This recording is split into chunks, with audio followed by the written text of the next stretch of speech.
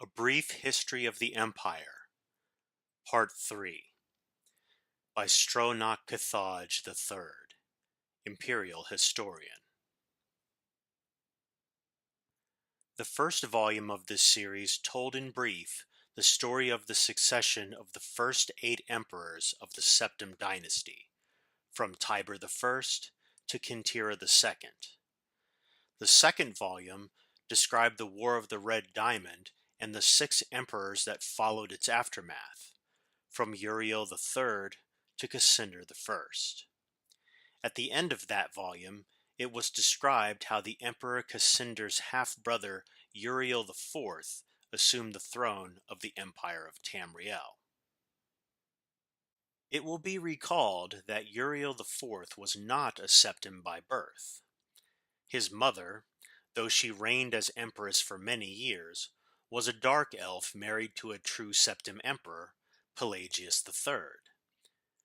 Uriel's father was actually Catariah I's consort after Pelagius's death, a Breton nobleman named Galavir Lariat.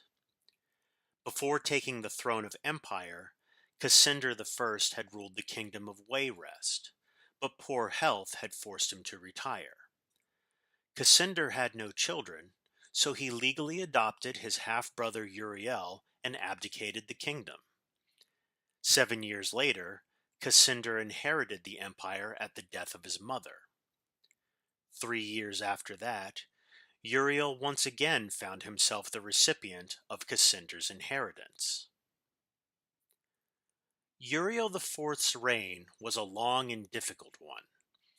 Despite being a legally adopted member of the Septim family, and despite the Lariat family's high position, indeed they were distant cousins of the Septims, few of the elder council could be persuaded to accept him fully as a blood descendant of Tiber. The council had assumed much responsibility during Catariah I's long reign and Cassander I's short one, and a strong-willed alien monarch like Uriel IV found it impossible to command their unswerving fealty. Time and again the council and emperor were at odds, and time and again the council won the battles. Since the days of Pelagius II, the Elder Council had consisted of the wealthiest men and women in the empire, and the power they wielded was conclusive. The council's last victory over Uriel IV was posthumous. Andorak, Uriel IV's son, was disinherited by vote of council, and a cousin more closely related to the original septim line was proclaimed Sepphoris II in 247 of the Third Era. For the first 9 years of Sepphoris II's reign, those loyal to Andorak battled the imperial forces.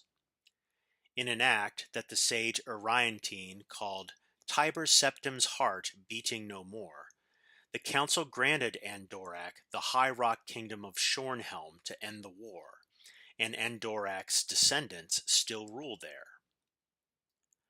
By and large, Sepphoris II had foes that demanded more of his attention than Andorak. From out of a Cimmerian nightmare, in the words of Ariantine, a man who called himself the Cameron Usurper led an army of Daedra and undead warriors on a rampage through Valenwood, conquering kingdom after kingdom. Few could resist his onslaughts, and as month turned to bloody month in the year 249 of the Third Era, even fewer tried.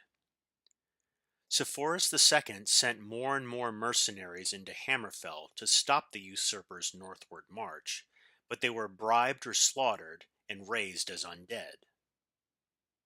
The story of the Cameron usurper deserves a book of its own. It is recommended that the reader find Paulock's Illithres, The Fall of the Usurper, for more detail. In short, however, the destruction of the forces of the usurper had little to do with the efforts of the emperor. The result was a great regional victory and an increase in hostility towards the seemingly inefficacious empire. Uriel V, Sepphoris II's son and successor, swiveled opinion back towards the latent power of the empire. Turning the attention of Tamriel away from internal strife, Uriel V embarked on a series of invasions beginning almost from the moment he took the throne in 268 of the Third Era. Uriel V conquered Rosecrea in 271, Cathnoque in 276, Inslea in 279, and Esroniet in 284. In 288 of the Third Era, he embarked on his most ambitious enterprise, the invasion of the continent kingdom of Akavir. This ultimately proved a failure, for 2 years later Uriel V was killed in Akavir on the battlefield of Ionath. Nevertheless, Uriel V holds a reputation second only to Tiber as one of the two great warrior emperors of Tamriel.